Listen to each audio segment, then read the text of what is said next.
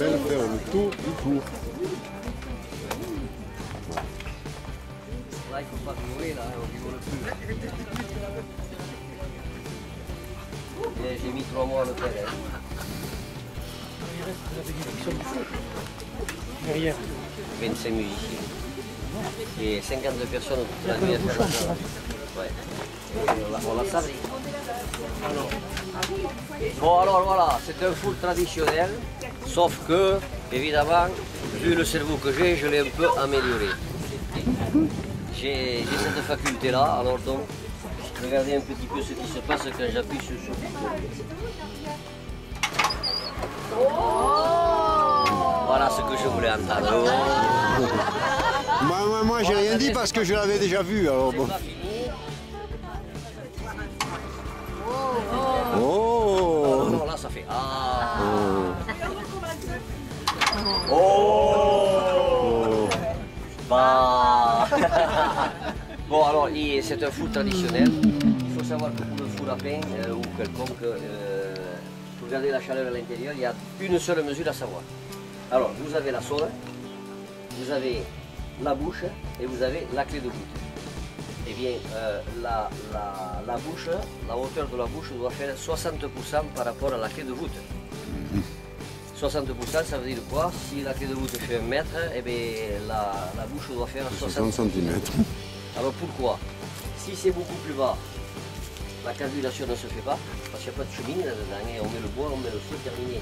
Les flammes et la fumée sortent par la bouche. Mais c'est ailleurs alors que cheminée là. Non, elle est à côté, elle n'est pas à l'intérieur, elle est à côté, regarde. Elle est à côté. Ah, mais elle porte encore des lunettes aussi. Aïe, aïe, aïe, aïe. Bon, alors évidemment, pour éviter que les flammes et la fumée me brûlent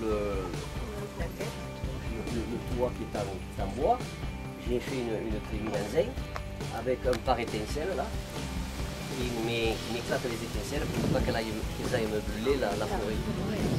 Alors, il faut savoir que au niveau de l'isolation, il y a de la brique réfractaire. Ensuite, il y a de l'argile paille découpée en petits morceaux, 60% d'argile, 40% de paille.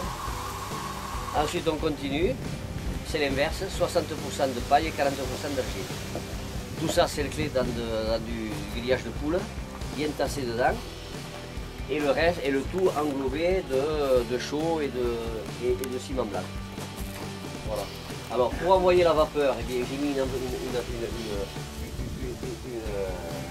entonnoir. Et quand je suis en cuisson, de temps en temps, je balance l'eau avec 2 circuits en inox qui arrivent à l'intérieur. Voilà. Alors il faut savoir que dans l'ancien temps, les boulangers, pour connaître la température idéale pour cuire le pain, parce que évidemment, si c'est trop chaud, ça brûle le pain, comme le poulet, et si c'est pas assez chaud, ça ne le cuit pas. Bon, alors qu'est-ce qu'il faisait? Eh bien, il prenait une poignée de farine et il la balançait sur la sole une fois qu'il avait ouvert la bouche. Cette farine, si elle noircissait, c'était que c'était trop chaud, donc ils attendaient. Et si elle était blanche, si elle restait blanche, c'était pas assez chaud, il fallait qu'elle brunisse légèrement. Et là, on arrivait aux 240 degrés de cuisson ça, il faut savoir la température exacte au 10e degré près. Il suffit d'appuyer 11 boutons. Et là, ça donne la j'ai température. une sonde électronique qui me calcule la température à l'intérieur. C'est pas beau ça. Vous alliez partir là, comme ça, là, sans explication de cette merveille. Là. Alors, attendez, non, mais attendez, là, ici à Yolo, on voit que des choses. Vous faites le tour du monde. Je suppose que vous avez fait le tour du monde, que vous n'avez jamais vu une chose pareille. De temps en temps, au bout de 6 mois, j'ai un chevreau qui est en maturité, qui est prêt à être dégusté.